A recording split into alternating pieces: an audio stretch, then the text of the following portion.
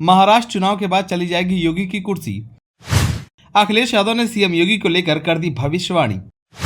अखिलेश की इस भविष्यवाणी से घबराई बीजेपी। योगी सरकार के कैबिनेट मंत्री ओम प्रकाश राजभर का आया बयान। राजभर अपने बयानों में देने लगे सफाई। राजभर बोले सब ठीक है, कहीं कोई समस्या नहीं। क्या अखिलेश की भविष्यवाणी हो जाएगी सच?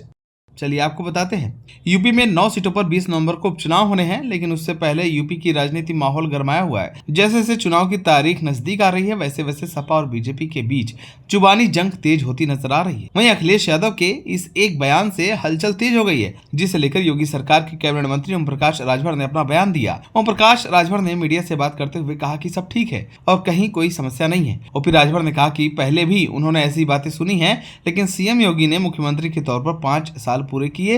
पिछले कार्यकाल में भी मैंने ऐसी बातें सुनी थी, लेकिन उन्होंने यानी कि योगी ने 5 साल पूरे किए। चुनाव हुए और सरकार बनाने का दावा भी किया गया, लेकिन सरकार नहीं बनी। योगी जी फिर से सत्ता में आए। मुझे लगता है कि ऐसा 1-1.5 साल से हो रहा है। यह सिर्फ कहने के लिए है, सब ठीक है, कोई समस्या नहीं है। योगी जी अपना काम कर रहे हैं। विधायक और मंत्री सीएम के निर्देशानुसार अपने अपने विभागों की योजनाओं को लोगों तक पहुंचा रहे हैं। वहीं एनकाउंटर को लेकर सपा प्रमुख अखिलेश यादव के सवालों का जवाब देते हुए ओम प्रकाश राजभर ने कहा कि अखिलेश यादव को अपनी सरकार को याद करना चाहिए। मुलायम सिंह यादव के शासनकाल में सबसे ज्यादा एनकाउंटर हुए थे। सपा की सरकार में जब हम लोग बोल रहे थे कि ये फर्जी है तो नहीं सुन रहे थे। आज सही लोग का एनकाउंटर हो रहा है तो ये लोग चिल्ला रहे हैं। अपराधी की कोई जात नहीं होती है। समाजवादी पार्टी के शासनकाल में 815 दंगे हुए, उन्हें चिंता है कि दंगे क्यों नहीं हो रहे।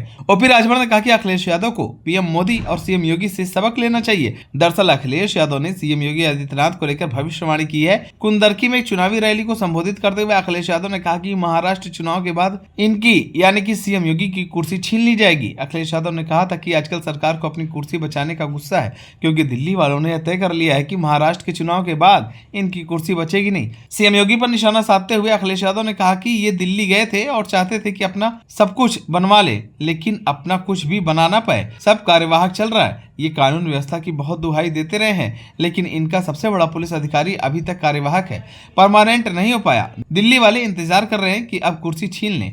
आपको बता दें कि इससे पहले दिल्ली के पूर्व मुख्यमंत्री अरविंद केजरीवाल ने भी सीएम योगी को लेकर इसी तरह की भविष्यवाणी की थी। उन्होंने कहा था कि लोकसभा चुनाव के नतीजों के बाद 2 महीने के भीतर योगी आदित्यनाथ को यूपी के मुख्यमंत्री पद से हटा दिया जाएगा। अखिलेश यादव ने आगे कहा था कि मैं आपको भरोसा दिला रहा हूँ कि महाराष्ट्र में बीजेपी हारेगी और यूपी में कुर्सी छीन जाएगी। पूर्व सीएम ने कहा कि इनकी यानी कि सीएम योगी की कुर्सी तभी चली गई होती जब इन्हें लगा कि नजूल की जमीन मुसलमान भाइयों की जमीन है।